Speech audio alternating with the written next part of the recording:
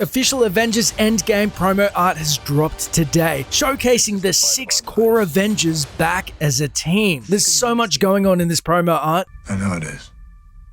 Because I don't know what I'm going to do if it doesn't. So let's break it down, going from left to right. Before we do jump in, a quick reminder, the February giveaway is this wearable Iron Man electronic helmet, complete with magnetic faceplate. To enter is simple. 1, like the video, 2, subscribe and hit the bell notification, and 3, leave a comment below on what you're most excited for in the picture. Starting with the left, Thor himself doesn't have any noticeable costume changes, which could be telling in and of itself, as he appears to be the Avenger traveling the most in the teasers. We have confirmed from the Russos that some of his people survived Thanos' attack at the beginning of Infinity War, so he will likely be in a half self-imposed exile, half focusing on getting his people established on Earth. The rumor is they are now in New Asgard, or Asgardia, that we've seen in the comics before. Next to Thor, we finally see Tony in his previously teased and inexplicably blurred Mark 85 suit. This is rumored to be the last suit Tony wears, and is a huge jump from the Mark 50 we saw in Infinity War, meaning he may actually be spending a considerable amount of time working on suits in Endgame. The 85 notably has the same color scheme as it did in the comics, showing we're getting a ton of comic nods in the picture and more classic look for the Avengers, but there's no word on what the suit is actually going to do as of yet. We can only speculate.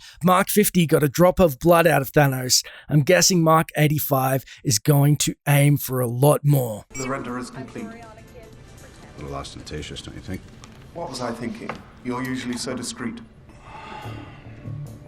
Tell you what, throw a little hot rod red in there. Yes, that should help you keep a low profile. Next to Iron Man, notice Cap has embraced the Avengers again, proudly rocking the A added to his uniform, displayed on his right pauldron, which was missing in Infinity War.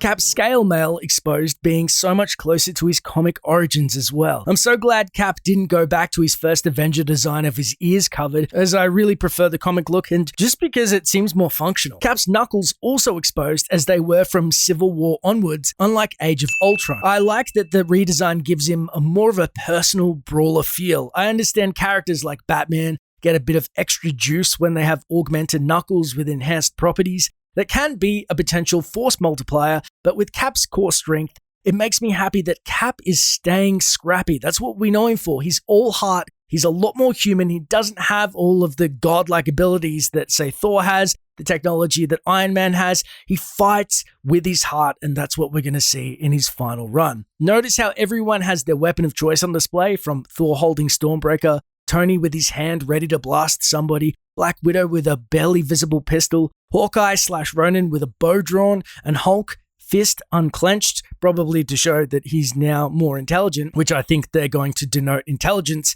as his face has a much more focused look. Getting to Hulk later.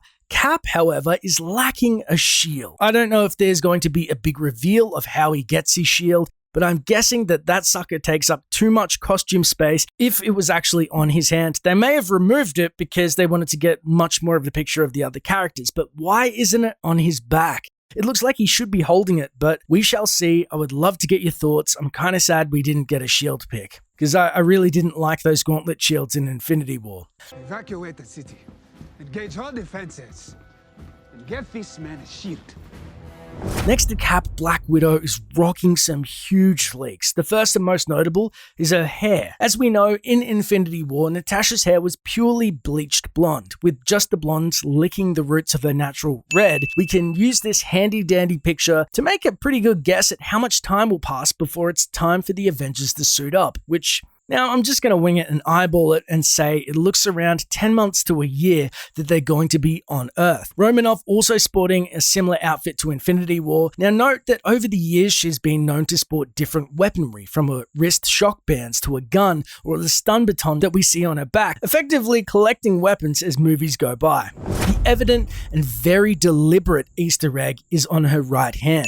The quantum bands we've seen in leaks. I think this is the first time we see them officially. The quantum bands being devices which allow the Avengers to slide through the quantum realm and access space and/or time. It's unclear at this point, but they will no doubt be a pivotal plot point, so Marvel is really throwing it out there that, hey, this is actually happening. On the right, we see Ronin, aka Hawkeye, in his new Ronin armor, minus the hood, and his new haircut that is getting a lot of fans up in arms. Dubbed the lesbian cut from some annoyed fans, I think he's just trying some new things as he appropriates several cultures at once. Don't get angry in the comments, it's just a joke. I love you, Hawkeye, or Ronin, I don't know. Noticeably, he's not holding or showing having his sword yet. Now, I'm not calling Hawkeye a Skrull, but the dude keeps switching bow hands. I know he's slated to be ambidextrous, but seeing as he has no powers, he would only need a base Skrull to impersonate him, who's really good at shots, I guess. I'm just saying, it's weird that they keep doing this. Last, of course, is Hulk/Banner, aka Professor Hulk in his new suit. This is the most we've seen the Hulk look like Mark Ruffalo to date. Professor Hulk being an alter ego of Hulk and amalgam of Banner's intellect and Hulk's strength, the best of both worlds, if you will. Tying in the arc of the push-pull we've seen between the characters in Avengers. So, finally, we get some harmony between them. The question now is, since it's officially confirmed, is how did this occur? It's less likely he came to a truce, say with the Hulk on his own, but he was imbued with this ability by somebody else. In the comics, it's occurred through science and magic. Now, we know Avengers are earthbound for 12 months, and he probably wants to canoodle with Romanov without the threat of hulking out and destroying half of a city again. And he probably wants to retain the ability to stay decent in a fight, so maybe he, Shuri, or Tony figured it out for the science side. The wild card magic side was that he was imparted this unison as a gift by the Ancient One, played by Tilda Swinton, who is confirmed to reprise her role in Endgame. She may be living beyond the mortal realm in the quantum realm, or in some other capacity. That remains to be seen. It's all speculation.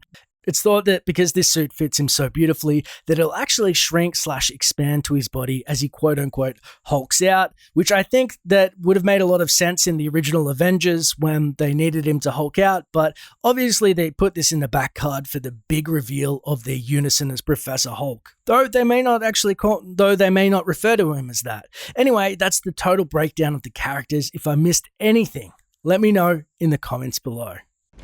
Now might be a really good time for you to get angry. That's my secret, Captain. I'm always angry.